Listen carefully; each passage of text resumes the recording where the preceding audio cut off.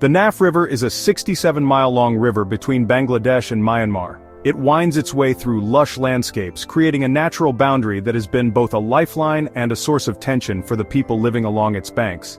It's like a natural border, separating two nations with a complex history. The river's serene appearance belies the underlying tensions that have simmered for decades, but this river has caused lots of problems, especially arguments about fishing. Fishermen from both sides often find themselves in disputes over fishing rights, leading to frequent skirmishes and heightened tensions. Many Rohingya people, a Muslim group, live near the river. They have sought refuge along its banks, fleeing persecution and violence in Myanmar. They have a hard time in Myanmar, facing severe hardships and human rights abuses. Their plight has drawn international attention, but solutions remain elusive. In 2000, things got really bad and the Naf War started. This brief but intense conflict saw military forces from both countries clashing along the river. It was a short war, but it caused big problems. The aftermath left a legacy of distrust and destruction, with both sides suffering significant losses. It made Bangladesh and Myanmar not trust each other, straining diplomatic relations and making future cooperation difficult. And it showed how easily things can go wrong there. The fragile peace that exists today is a constant reminder of the potential for conflict. The Naf War reminds us that even natural borders can be dangerous. The river, while beautiful, is a symbol of the complex and often volatile relationship between Bangladesh and Myanmar. On January 18, 2000, the Myanmar Army crossed the Naf River. They went into Bangladesh on purpose. Myanmar wanted to control a small island called Tumbru.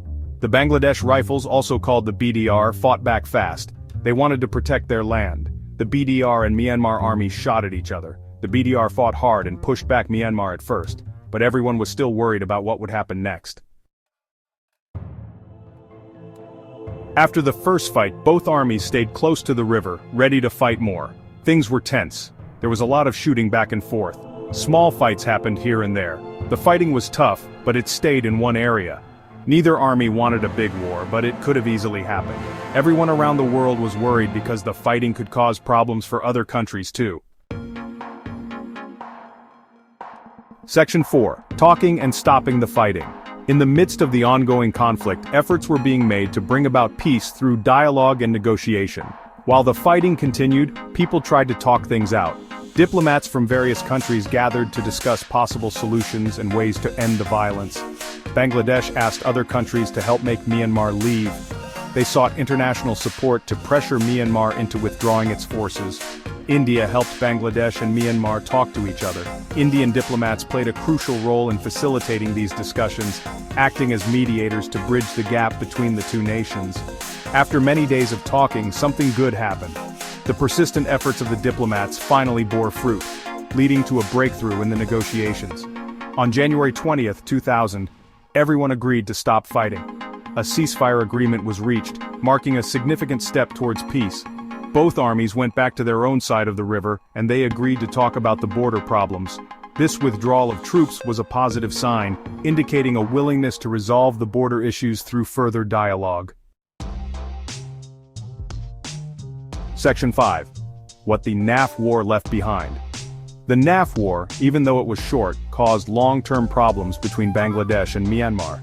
The conflict left deep scars on both sides, affecting not just the military, but also the civilians living near the border.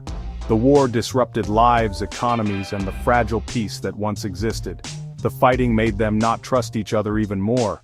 The mistrust grew, leading to increased military presence and frequent skirmishes. Both nations fortified their borders, making it difficult for any form of reconciliation. The border problems were still there, and no one knew what would happen next. The uncertainty loomed large, affecting the daily lives of people who lived in the border areas. They lived in constant fear of another outbreak of violence. The Naf War shows us that peace can be broken easily. The remnants of the conflict serve as a stark reminder of how fragile peace can be. The once peaceful landscapes are now marred by military installations and ruins of past skirmishes. It shows us that talking is important. Diplomatic efforts are crucial in resolving such conflicts. Both nations have engaged in numerous talks, trying to find a peaceful solution to their long-standing issues. It shows us that solving problems peacefully is the best way. Diplomacy and dialogue are the keys to lasting peace. The handshake between diplomats symbolizes hope and the possibility of a peaceful resolution. The Naf War teaches us that even small fights can have big consequences. Minor conflicts can escalate quickly, leading to significant and long-lasting repercussions. The lessons from the Naf War are clear: peace must be maintained through constant effort and vigilance.